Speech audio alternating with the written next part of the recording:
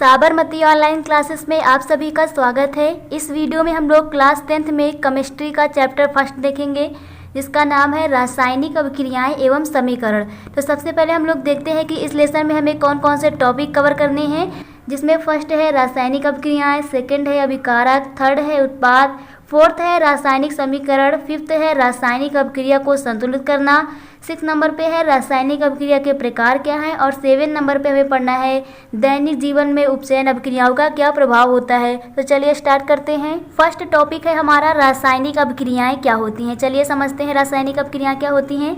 रासायनिक परिवर्तन को ही हम लोग रासायनिक अभिक्रियाएं कहते हैं। इसे हम लोग एग्जाम्पल के माध्यम से समझते हैं कि यदि हम लोग जैसे कि खाना खाते हैं, हम लोग क्या करते हैं, खाना खाते हैं, तो जो हमारा खाना है उसका रूप परिवर्तित हो जाता है, यानी अवस्था को परिवर्तित हो जाना। यदि किसी पदार्थ की अवस्था परिवर्तित हो जाती है तो उनको हम लोग कहते हैं कि वो रासायनिक अभिक्रियाएं कर रहे हैं। क्या कर रहे हैं? रासायनिक अभिक्रियाएं कर रहे हैं। तो चलिए डिफिनीशन से समझते हैं। रासायनिक परिवर्तन को रासायनिक अभिक्रियाएं कहते हैं जब एक या एक से अधिक पदार्थों के परमाणु जो होते हैं पुनर्व्यवस्थित होकर के एक या एक से अधिक नए पदार्थ का निर्माण करें। यानी कि हम कोई पदार्थ लें और ये आपस में व्यवस्थित होकर के किसी नए पदार्थ का निर्माण करें, तो इस प्रकार का जो प्रक्रम होता है इसे हम लोग कहते हैं रासायनिक अभिक्रियाएं। इस परिघटना को हम लोग क्या कहते हैं? रासायनिक अभिक्रियाएं कहते हैं। उदाहरण के रूप में देखें तो जो श्वसन की हमारी क्रिया होती है, जो हम लोग सांस लेते हैं, ये हमारी जो क्रिया होती है रासायनिक अभिक्रिया कहलाती है। कौन सी अभिक्रिया? रासायनिक अभिक्रिया। क्योंकि इस अभिक्रिया में होता क्या है, जो ऑक्सीजन होती है, हम लोग क्या करते हैं, ऑक्सीजन ग्रहण करते हैं, सांस लेते हैं, ऑक्सीजन लेते हैं, ऑक्सीजन गैस को ग्रहण करते हैं। तो जो ऑक्सीजन गैस होती है ये कार्बन डाइऑक्साइड गैस में परिवर्तित हो जाती है। जो ऑक्सीजन गैस होती है वो कार्बन डाइऑक्साइड गैस में परिवर्तित हो जाती है। इसीलिए तो हम लोग जो गैस छोड़ते हैं कौन सी होती है? कार्बन डाइऑक्साइड गैस होती है। सांस लेने के लिए जो हम लोग यूज़ करते हैं वो कौन सी होती है? ऑक्सीजन होती है। तो जो श्वसन की क्रिया होती है ये किस प्रकार की अभिक्रिया है? एक रासायनिक अभिक्रिया है। उदाहरण के रूप में हमने लिया कि C+O2 बनेगा क्या? CO2 बन जाएगा, यानी कार्बन और ऑक्सीजन आपस में मिल करके कार्बन डाइऑक्साइड बना देते हैं। रासायनिक परिवर्तन का प्रभाव क्या है? हम लोग देखते हैं कि रासायनिक परिवर्तन का क्या प्रभाव पड़ता है। तो रासायनिक परिवर्तन से होता क्या है, जो पदार्थ होता है उसकी अवस्था बदल जाती है, यानी कि हो सकता है गैस से द्रव में बदल जाए, द्रव से ठोस में बदल जाए और ठोस से गैस में बदल जाए, तो उसकी अवस्था परिवर्तित हो जाती है। रंग में परिवर्तन आ जाता है, उसके क्या रंग में भी परिवर्तन आ जाता है। गैस का बनना, इन अभिक्रियाओं के दौरान गैस भी बनती हैं। तापमान में परिवर्तन, इनके तापमान में भी परिवर्तन हो जाता है। चलिए समझते हैं अभिकारक और उत्पाद क्या होते हैं। कोई भी रासायनिक अभिक्रिया जो होती है, जैसे हमारे पास एक रासायनिक अभिक्रिया दी गई है C+O2 बनेगा CO2, तो कोई भी रासायनिक अभिक्रिया जिन पदार्थों को लेकर शुरू कराई गई है, हमने क्या लिया, हमने कार्बन ले लिया और ऑक्सीजन ले लिया, इनको लेकर के अभिक्रिया शुरू करा दी। तो जिन पदार्थों को लेकर अभिक्रिया शुरू कराई जाती है इन्हें कहा जाता है अभिकारक। इन्हें क्या कहते हैं? हम लोग अभिकारक कहते हैं। और अभिक्रिया के बाद जो हमें प्राप्त होता है, अभिक्रिया के बाद जो हमें प्राप्त होता है उसे हम लोग कहते हैं उत्पाद। उसे क्या कहते हैं? उत्पाद। एग्जाम्पल के तौर पे समझे तो जैसे कि गन्ना का जूस बनता है, हम लोग क्या करते हैं, गन्ने को मशीन में डालते हैं और फिर हमें जूस मिलता है, तो वहाँ पर गन्ना जो है अभिकारक हो जाएगा और जूस क्या हो जाएगा? उत्पाद हो जाएगा। यानी जिनको लेकर अभिक्रिया प्रारंभ कराई जाए वो अभिकारक कहलाते हैं, और जो हमें प्राप्त होता है अभिक्रिया के दौरान जो हमें प्राप्त होता है उसे हम लोग उत्पाद कहते हैं। तो आप लोगों को अभिकारक और उत्पाद क्लियर हो गया होगा। जैसे कि इस रासायनिक अभिक्रिया में अभिकारक क्या है? C है एंड O2 है, और उत्पाद हमारा क्या आया है? CO2 आया है। आगे हम लोग देखेंगे रासायनिक समीकरण क्या होता है। हमने रासायनिक अभिक्रिया को समझ लिया कि अभिकारक और उत्पाद मिलकर के जो अभिक्रिया करते हैं उसे हम लोग रासायनिक अभिक्रिया कहते हैं, यानी इसमें अवस्था परिवर्तित हो जाए तो हम लोग क्या कहेंगे? रासायनिक अभिक्रिया कहेंगे। आगे हम लोग समझेंगे कि रासायनिक समीकरण क्या होते हैं। तो किसी रासायनिक अभिक्रिया को उसमें भाग लेने वाले तत्वों, किसी भी रासायनिक अभिक्रिया को, कोई रासायनिक अभिक्रिया है उसको हम किस प्रकार लिखें, तो किसी भी रासायनिक अभिक्रिया को जो उसमें भाग लेने वाले तत्व हैं तथा उसमें बनने वाला जो पदार्थ है, इसको यदि सूत्र में यानी संकेतों द्वारा प्रदर्शित करने की जो विधि होती है, किसी भी रासायनिक अभिक्रिया को सूत्रों द्वारा जो उसमें संकेत आए हैं, कौन कौन से जो तत्व आए हैं उनका क्या संकेत होगा वो लिख दिया जाए, तो ये विधि जो होती है, ये करने का जो तरीका होता है, इसे हम लोग बोलते हैं रासायनिक समीकरण। क्या कहते हैं? रासायनिक समीकरण।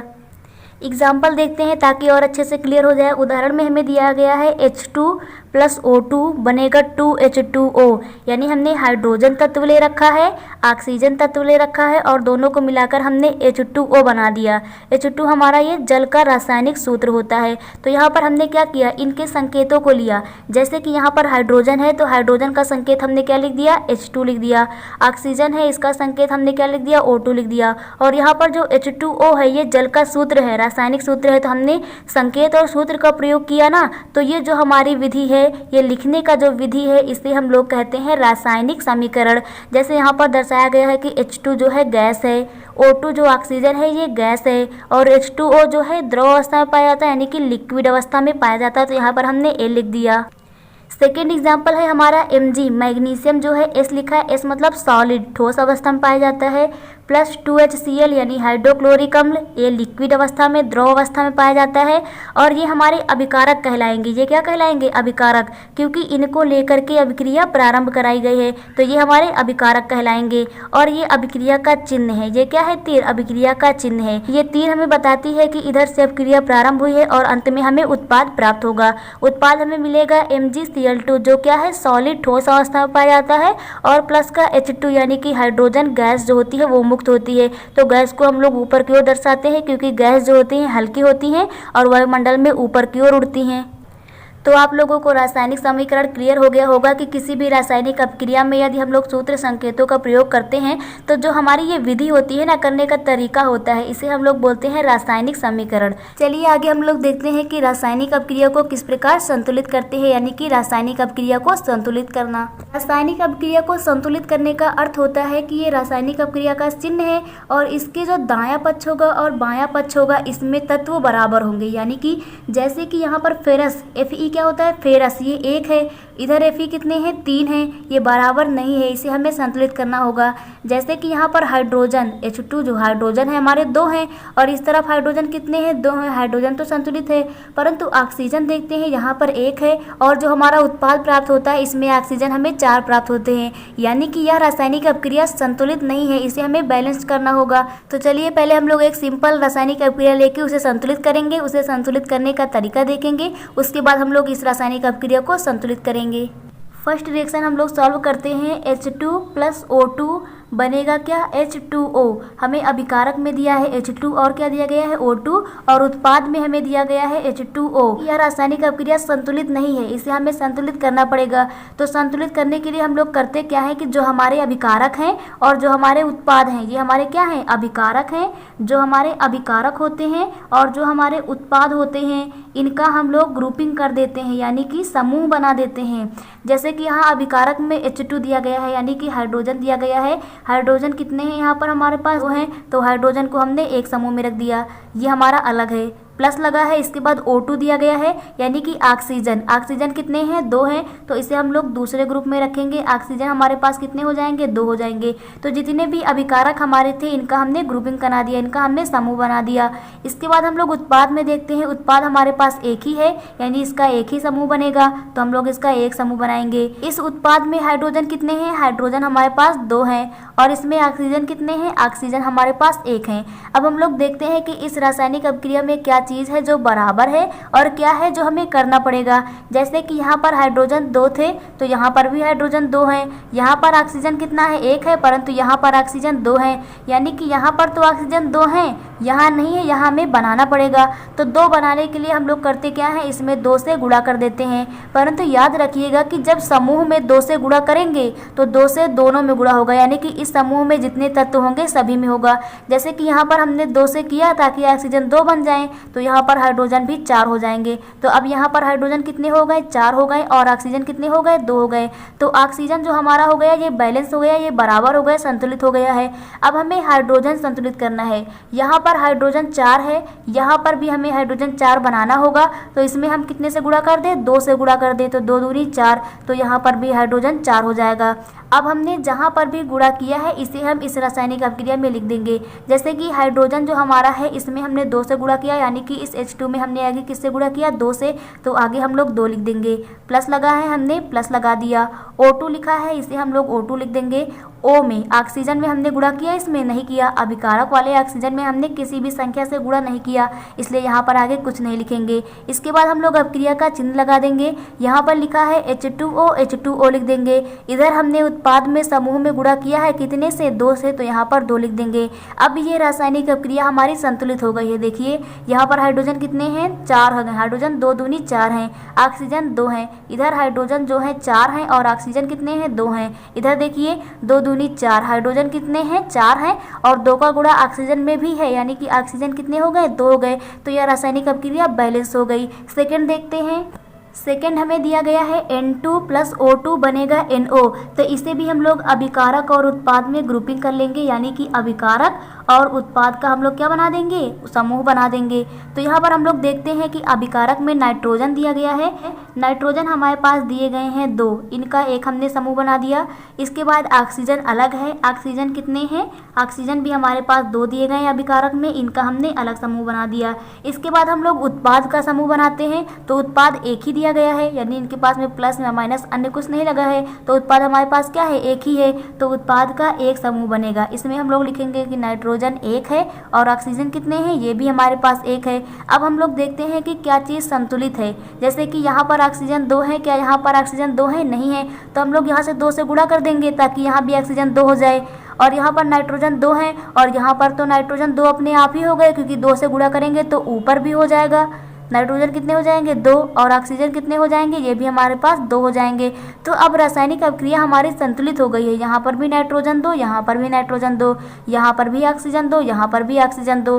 तो अब हम लोग अपने रासायनिक अपक्रिया में लिखेंगे कि हमने कहाँ पर किससे गुणा किया। सबसे पहले जैसी ही रासायनिक अपक्रिया हमें दी गई है उसे हम लोग वैसे ही उतार देते हैं। यहाँ पर N में हमने गुणा किया, नहीं किया, यहाँ पर हमने नहीं किया, इसलिए यहाँ नहीं लिखेंगे। ऑक्सीजन में भी हमने नहीं किया, यहाँ पर भी नहीं लिखेंगे। उसके बाद हमने अपक्रिया का चिन्ह लगा दिया। NO वाले में हमने गुणा किया है, किससे किया है, 2 से, तो यहाँ 2 से कर देंगे और यह रासायनिक अपक्रिया हमारी संतुलित हो गई। यहाँ पर नाइट्रोजन कितने हैं, 2 हैं और ऑक्सीजन भी 2 हैं। और उत्पाद में भी नाइट्रोजन कितने हैं, हमारे पास नाइट्रोजन 2 हैं और ऑक्सीजन कितने हैं, ऑक्सीजन भी हमारे पास 2 हैं। तो यह रासायनिक अपक्रिया संतुलित हो गई। थर्ड देखते हैं। थर्ड रासायनिक अपक्रिया हमें दी गई है C प्लस O2 बनेगा CO। तो इसे हमें संतुलित करना है, क्योंकि यह संतुलित नहीं है। यहाँ पर ऑक्सीजन अभिकारक में 2 है और उत्पाद में 1 है, यानी कि संतुलित नहीं है। तो अभिकारक का हम लोग समूह बनाएंगे, तो यहाँ पर हम लोग लिखेंगे कार्बन 1 है, ये हमारा पूरा एक समूह हो गया। इसके बाद ऑक्सीजन का समूह बनाएंगे, तो ऑक्सीजन कितने हैं, ये हमारे पास 2 हैं, इसका अलग समूह बना दिया हमने। CO जो होता है इसका हम लोग अलग समूह बनाएंगे, क्योंकि उत्पाद हमारे पास एक ही दिया गया है। तो यहाँ पर हम लोग लिखेंगे कि कार्बन कितने हैं, उत्पाद में 1 है और ऑक्सीजन कितने हैं, वो भी हमारे पास 1 दिया गया है। अब यहाँ पर क्या ये बैलेंस है, नहीं है। कार्बन 1 है, कार्बन यहाँ भी 1 है, ठीक है, परंतु ऑक्सीजन यहाँ पर 2 है, यहाँ पर कितने हैं, 1 है। तो यहाँ पर 2 से गुणा कर दें ताकि यहाँ पर ऑक्सीजन कितने हो जाए, 2 हो जाए। तो अब यहाँ पर जो कार्बन है ये भी 2 हो जाएगा और यहाँ पर जो ऑक्सीजन है ये भी हमारा 2 हो जाएगा। हमने देखा कि कार्बन 1 है और इधर कार्बन कितने हो गए हैं, 2 हो गए, यानी कि यहाँ 2 से गुणा कर दिया जाए तो यहाँ भी कार्बन 2 हो जाए।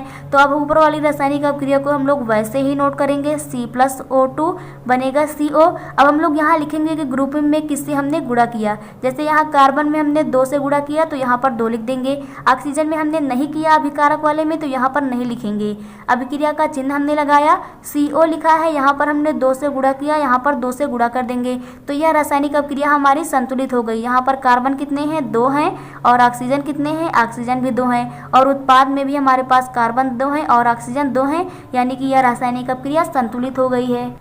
चलिए अब हम लोग अपनी रासायनिक अपक्रिया Fe प्लस H2O बनेगा क्या, Fe3O4 और प्लस H2 को संतुलित करते हैं। तो सबसे पहले हम लोग यहाँ पर जो हमारे अभिकारक दिए गए हैं और जो हमारा उत्पाद दिया गया है, इनको हम लोग क्या करेंगे, ग्रुपिंग कर लेंगे, इनका समूह बनाएंगे। जैसे यहाँ पर Fe दिया गया है, Fe कितने हमारे पास हैं, Fe 1 है, Fe को हम लोग फेरस बोलते हैं। और उसके बाद H2O, ये पूरा एक समूह है, तो इसे हम लोग पूरा एक समूह में रखेंगे। यहाँ पर हम लोग लिखेंगे कि H2O में H कितने हैं, 2 हैं और यहाँ पर ऑक्सीजन कितना है, यहाँ पर ऑक्सीजन 1 है। तो ये हमारे अभिकारक का समूह बन गया। इसके बाद हम लोग उत्पाद का समूह बनाएंगे, तो यहाँ पर हम लोग लिखेंगे Fe3O4, इसका पूरा एक समूह बनेगा। तो यहाँ पर हम लोग लिखेंगे कि Fe हमारे पास 3 है और ऑक्सीजन हमारे पास कितने यहाँ पर 4 हैं। और अगला ग्रुप जो बनेगा हमारा H2 का बनेगा, कितने का, हाइड्रोजन का। तो हाइड्रोजन हमारे पास कितने हैं, 2 हो गए हैं। अब यहाँ पर हम लोग बैलेंस करते हैं, यहाँ पर हाइड्रोजन 2 हैं, यहाँ पर भी हाइड्रोजन 2 हैं, ठीक है। परंतु यहाँ पर ऑक्सीजन कितने हैं, 4 हैं, और यहाँ पर ऑक्सीजन कितना है, 1 है। तो यहाँ पर हम लोग 4 से गुणा करेंगे ताकि ऑक्सीजन कितने हो जाएं, 4 हो जाएं। तो यहाँ पर ऑक्सीजन अब 4 हो जाएंगे, परंतु हाइड्रोजन कितने हो जाएंगे, ध्यान से देखिए, हाइड्रोजन कितने हो जाएंगे, 4 दूनी 8 हो जाएगा। हाइड्रोजन कितना हो गया, 8। तो यहाँ पर भी हाइड्रोजन 8 बनाना पड़ेगा। हाइड्रोजन है कितने, 2। तो हम लोग 4 से गुणा कर देंगे तो 4 दूनी 8 हमारा हाइड्रोजन हो जाएगा। तो हमारा हाइड्रोजन बैलेंस हो गया है और क्या, ऑक्सीजन भी बैलेंस हो गया है।